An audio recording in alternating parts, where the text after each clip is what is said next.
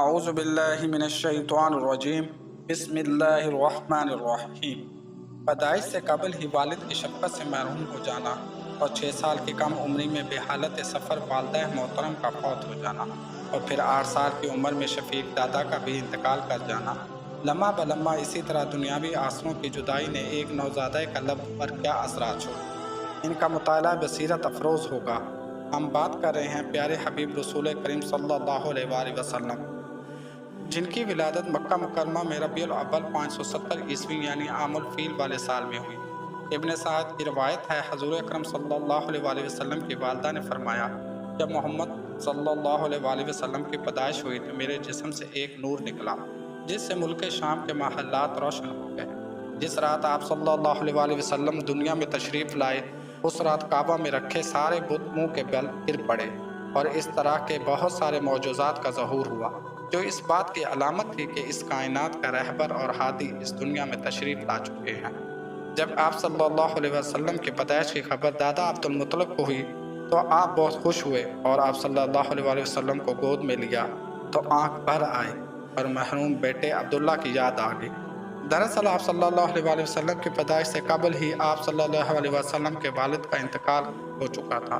جناب حضرت عبد المطلب آپ صلی اللہ علیہ وسلم کو خانہ کعبہ میں لے گئے اور اللہ تعالیٰ سے ہر قسم کے فتنہ و شر سے بچنے کی دعا کی اور آپ صلی اللہ علیہ وآلہ وسلم کا نام محمد رکھا۔ عربوں میں رواج تھا کہ پرورش کے لیے شیرخوار بچوں کو دیہات میں بھیج دیا جاتا تھا تاکہ ان کے جسم طاقتور اور اعصاب مضبوط ہوں۔ دراصل اس زمانے میں بنو سعد اور بنو بکر کی عورتیں مکہ آتی تھیں اور نامولود بچوں کو دودھ پلانے کے لیے اپنے ساتھ لے جایا کرتی تھیں۔ لہٰذا جب بنو سعد قریش کے علاقے میں آئے تو عورتوں نے مالدار گھروں سے بچوں کو گود لے لیا تاکہ انہیں زیادہ سے زیادہ مال و دولت اور انعام مل سکے۔ لیکن جب ان عورتوں نے بی بی آمنہ کے لال کو دیکھا اور یہ پتہ چلا کہ بچہ یتیم ہے تو مال نہ ملنے کی امید سے آپ صلی اللہ علیہ وآلہ وسلم کو کسی نے گود نہ لیا۔ انہی عورتوں میں سے دائی حضرت حلیمہ رضی اللہ عنہا بھی تھی جو نہایت ہی غریب خاتون تھی اور نبی کریم صلی اللہ علیہ وآلہ وسلم کو گود لے لیا۔ یہ قبیلہ بنی سعد بن بکر کی ایک خاتون تھی۔ حضرت حلیمہ آپ صلی اللہ علیہ وآلہ وسلم کو لے کر اپنے قبیلہ کی طرف واپس آئیں اور آپ صلی اللہ علیہ وآلہ وسلم کو اپنی آغوش میں رکھا تو اس نے جس قدر چاہا دودھ پیا اور اس کے ساتھ اس کے دودھ شریک بھائی نے بھی شکم سیر ہو کر دودھ پیا۔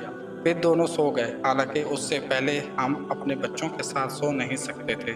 ادھر میرے شوہر اونٹنی دوہنے گئے تو دیکھا کہ اس کے تھن دودھ سے لبریز ہیں۔ انہوں نے اتنا دودھ دوہا کہ ہم دونوں نہایت آسودہ ہو کر پیا اور بڑے آرام سے رات گزاری۔ صبح ہوئی تو میرے شوہر نے کہا، حلیمہ اللہ کی قسم تم نے ایک بابرکت روح حاصل کی ہے۔ میں نے کہا مجھے بھی یہی توقع ہے۔ حضرت حلیمہ فرماتی ہیں کہ جب ہم بنو سعد میں اپنے گھروں کو واپس آ گئے تو ہمارا علاقہ روئے زمین کا سب سے زیادہ قحط زدہ علاقہ تھا، لیکن ہماری واپسی کے بعد میری بکریاں چرنے جاتی تو آسودہ حال میں ہوتی، لیکن واپسی پر دودھ سے ان کے تھن بھرے ہوئے ہوتے۔ ہم جس قدر چاہتے دودھ دوہ لیتے اور پیتے، جبکہ لوگوں کو اپنے جانوروں سے ایک قطرہ دودھ کا نہ ملتا تھا۔ لہٰذا میرے قبیلے والوں نے اپنے چراہوں سے کہا کہ تم لوگ بھی اپنے جانوروں کو اسی جگہ لے جاؤ جہاں حلیمہ کی بکریاں چرنے جاتی ہیں۔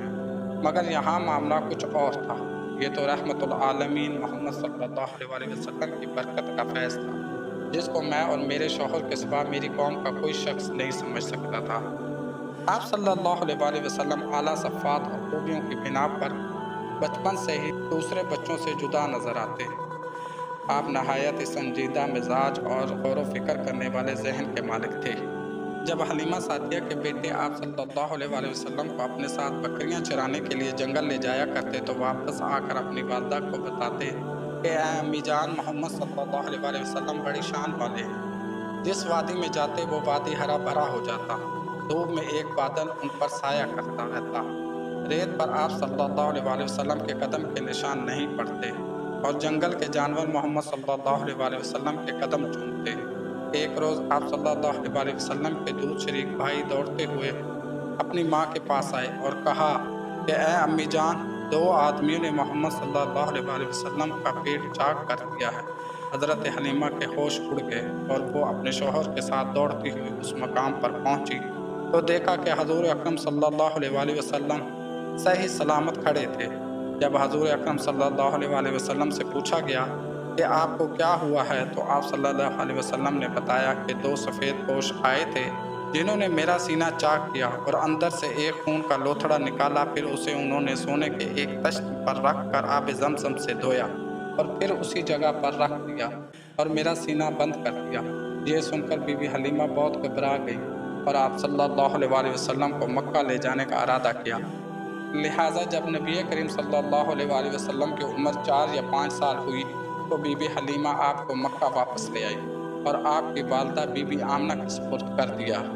آپ صلی اللہ علیہ وسلم جب 6 سال کے ہوئے تو حضرت آمنہ رضی اللہ عنہا کا ارادہ ہوا کہ وہ اپنے شوہر کی یاد وفا میں یثرب جا کر ان کی قبر کی زیارت کریں۔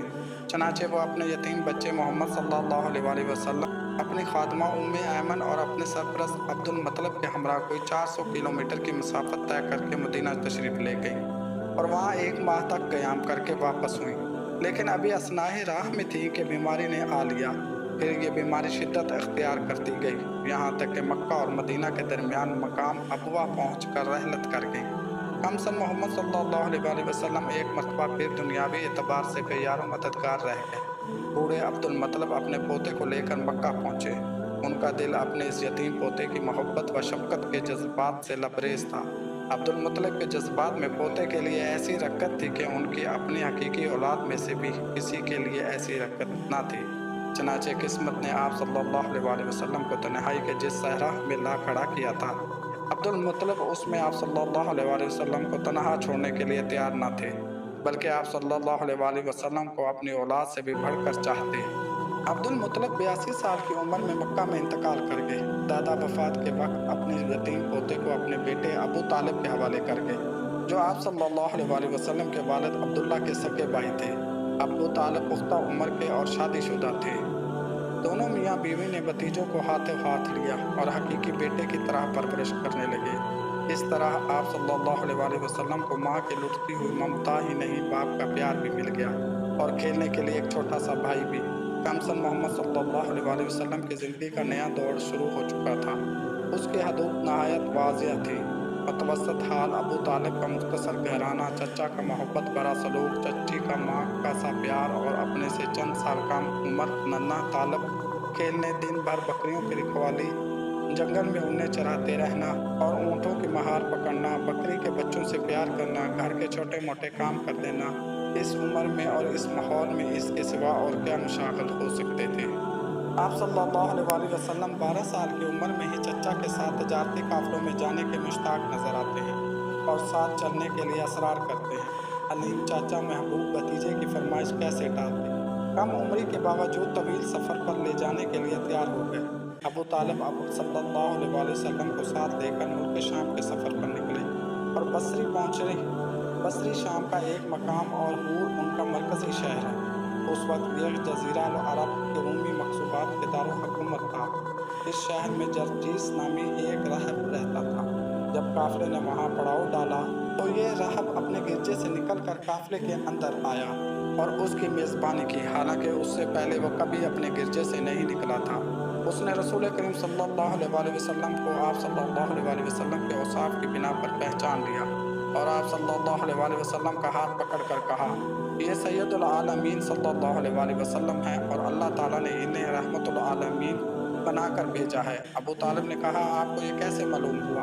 اس راہب نے کہا، تمام لوگ جب گھاٹی کے اس جانب نمودار ہوئے تو کوئی بھی درخت یا پتھر ایسا نہیں تھا جو سجدے کے لیے جھک نہ گیا ہو، اور یہ چیزیں انبیاء علیہ السلام کے علاوہ کسی انسان کو سجدہ نہیں کرتی۔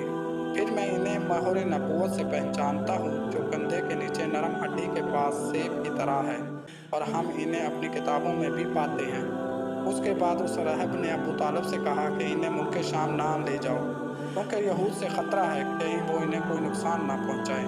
اس پر ابو طالب نے آپ صلی اللہ علیہ وسلم کو مکہ واپس بھیج دیا۔